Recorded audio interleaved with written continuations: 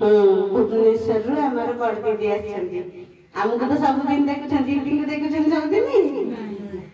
तेणु दीदी आम पाखे आसिक पहुँची ये हूँ परमपुर गाँव गर्व आ गौरव पाखे ठिया आम जगह बोली आम पाखे बचे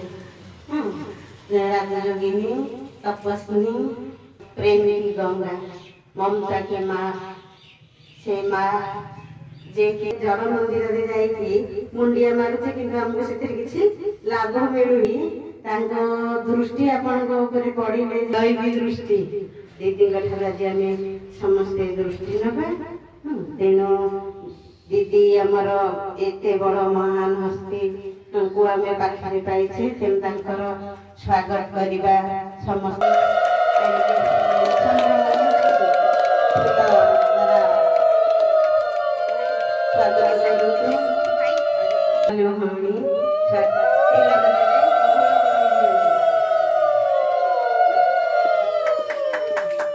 विजय भाई जहाँ बहुत खुशी लगे कही भाई निमंत्रण दबार ना कले भी हाँ कले हाथ अच्छे बहुत मैंने विजय भाई भी जाकि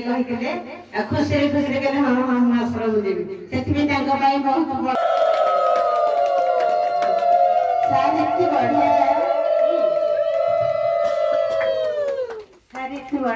चाहिए व्यवहार भल रखिले आपे आपे रोग भल हो मन से शांत हो कौन होमर आगे कहू पड़ोनी अधे रोग भल हो गला अधे रोगर लेखिए सी आ टींगा थे।